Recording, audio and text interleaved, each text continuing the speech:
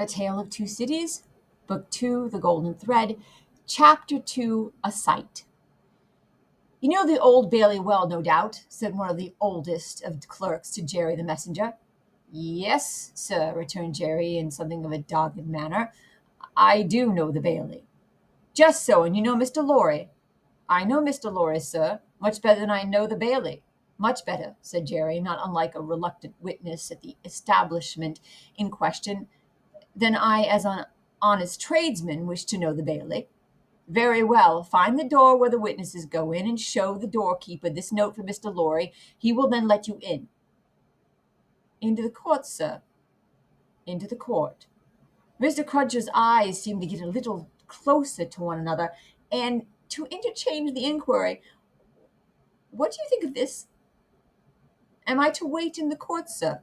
he asked, as the result of that conference. "I'm going to tell you the doorkeeper will pass the note to Mr. Lorry, and do you make any gesture that will attract Mr. Lorry's attention and show him where you stand. Then what you have to do is to remain there until he wants you." "Is that all, sir?" "That's all. He wishes to have a messenger at hand. This is to tell him you are there." As the ancient clerk deliberately folded and superscribed the note, Mr. Cruncher, after surveying him in silence until he came to the blotting paper stage, remarked, "I suppose they'll be trying forgeries this morning." "Treason." "That's quartering," said Jerry. "Barbarous." "It is the law," remarked the ancient clerk, turning his surprised spectacles on him. "It is the law." "It's hard in the law to spile a man, I think, if it's hard enough to kill him, but it's very hard to spile him, sir." "Not at all," retained the ancient clerk. "Speak well of the law. Take care of your chest and voice, my good friend, and leave the law to take care of itself. I give you that advice." "It's the damn, sir, what settles on my chest and voice," said Jerry. "I leave you to judge what a damn way of earning a living mine is." "Well, well," said the old clerk, "we all have our various ways to gain a livelihood. Some of us have damp ways, and some of us have dry ways. Here is the letter. Go along." Jerry took the letter, and remarking to himself with less internal deference than he made an outward show of, "You are a lean old one, too," made his bow, informed his son in passing of his destination, and went his way. They hanged at Tyburn in those days, so the street outside Newgate had not obtained what infamous notoriety that has since attached to it. But the jail was a vile place, in which most kinds of debauchery and villainy were practiced, and where dire diseases were bred that came into court with the prisoners, and sometimes rushed straight from the dock at my Lord Chief Justice himself, and pulled him off the bench. It had more than once happened that the judge in the black cap pronounced his own doom as certainly as the prisoners, and even died before him. For the rest, the Old Bailey was famous as a kind of deadly inn-yard, from which pale travellers set out continually in carts and coaches on a violent passage into the other world, traversing some 2.5 miles to public street and road, and shaming few good citizens, if any. So powerful is use, and so desirable to be good use in the beginning. It was famous, too, for the pillory, a wise old institution that inflicted a punishment of which no one could foresee the extent, also for the whipping post, another dear old institution, very humanizing and softening to behold in action, also for extensive transactions in blood money, another fragment of ancestral wisdom, systematically leading to the most frightful mercenary crimes that could be committed under heaven.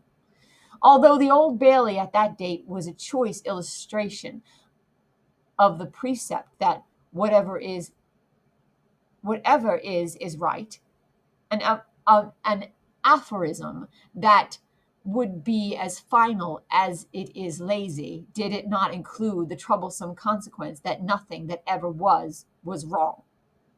Making his way through the tainted crowd dispersed up and down this hideous scene of action, with the skill of a man accustomed to make his way quietly, the messenger found out the door he sought, and handed in his letter through a trap in it. For people then paid to see the play at the Old Bailey, just as they paid to see the play at Bedlam, only the former entertainment was much the dearer. Therefore all the Old Bailey doors were well guarded, except indeed the social doors by which the criminals got there, and these were always left wide open. After some delay and demur, the door grudgingly turned on its hinges a very little way and allowed Mr. Jerry Cruncher to squeeze himself into court.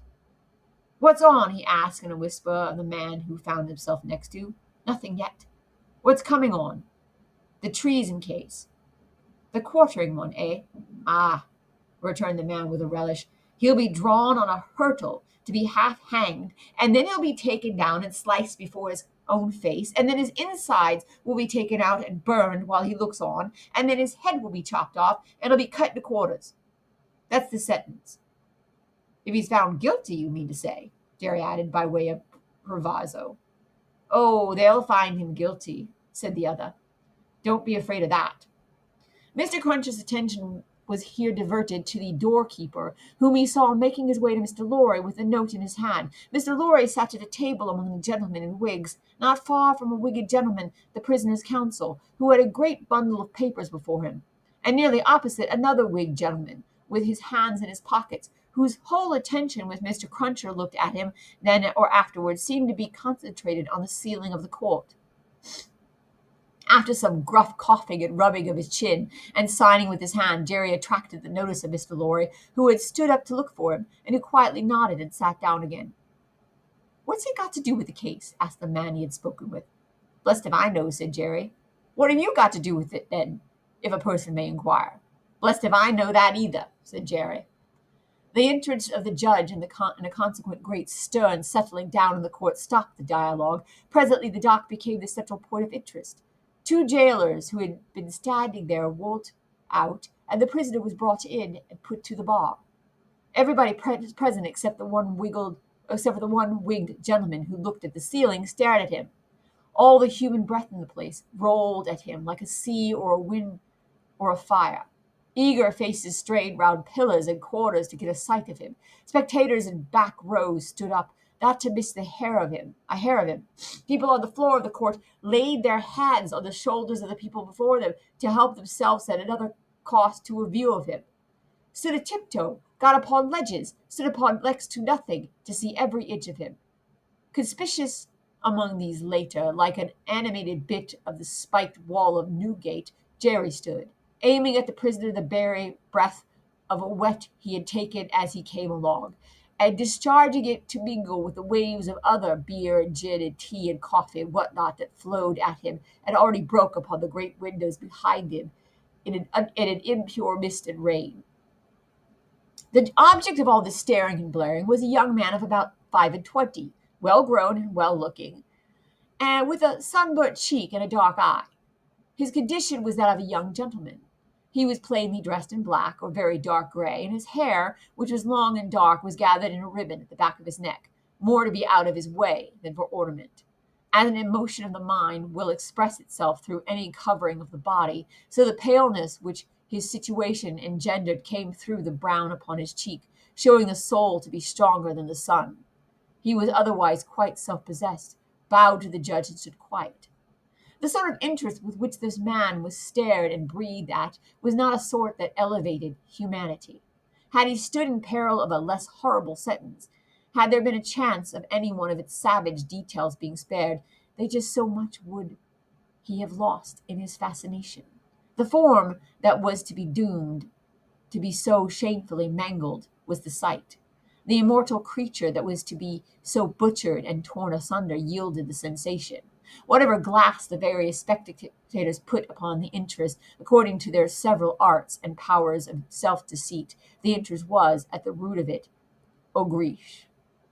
Silence in the court. Charles Darnay had yesterday pleaded not guilty to an indictment denouncing him, with infinite jingle and jangle, for that he was a false traitor to our serene, illustrious, excellent, and so forth prince, our lord the king, by reason of his having on divers occasion, and by divers means and ways, assisted Louis, the French king, in his wars against our said serene, illustrious, excellent, and so forth, that was to say, by coming and going between the dominions of our said serene, illustrious, excellent, and so forth, and those of the said French Louis, and wickedly, falsely, traitorously, and otherwise, evil verbously revealing to the said French Louis what forces our said serene, illustrious, excellent, and so forth had in preparation to send to Canada and North America.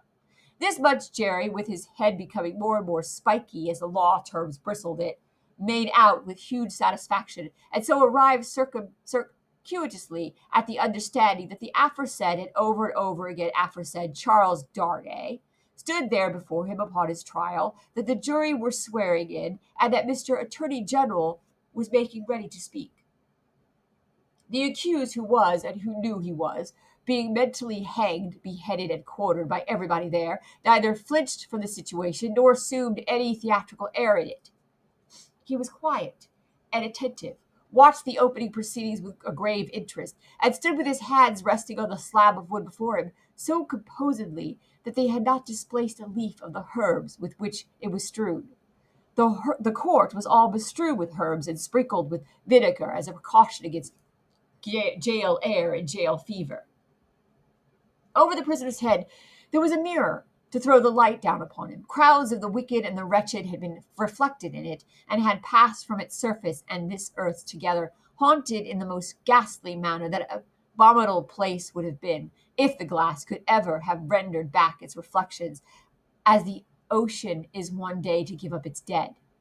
Some passing thought of the infamy and disgrace for which it had been reserved may have struck the prisoner's mind.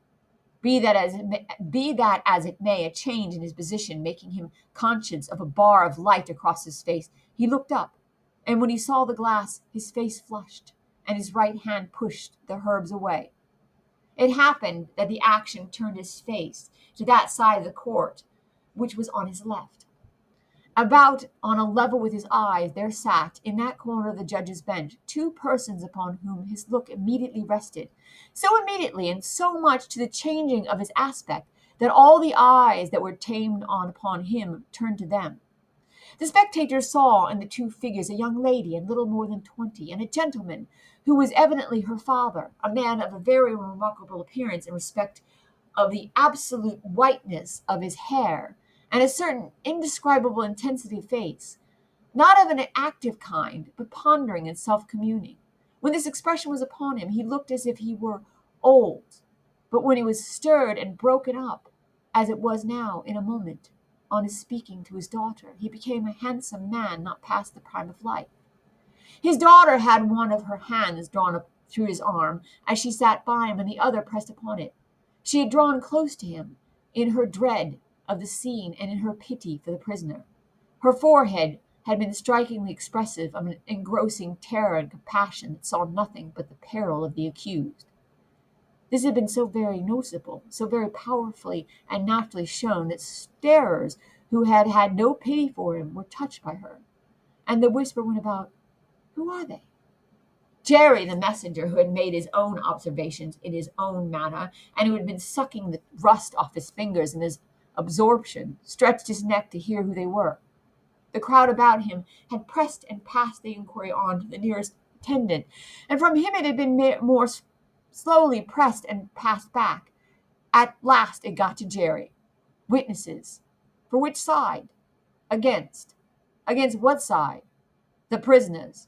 The judge, whose eyes had gone in the general direction, recalled them, leaned back in his seat, and looked steadily at the man whose life was in his hand, as Mr. Attorney General rose to spin the rope, grind the axe, and hammer the nails into the scaffold.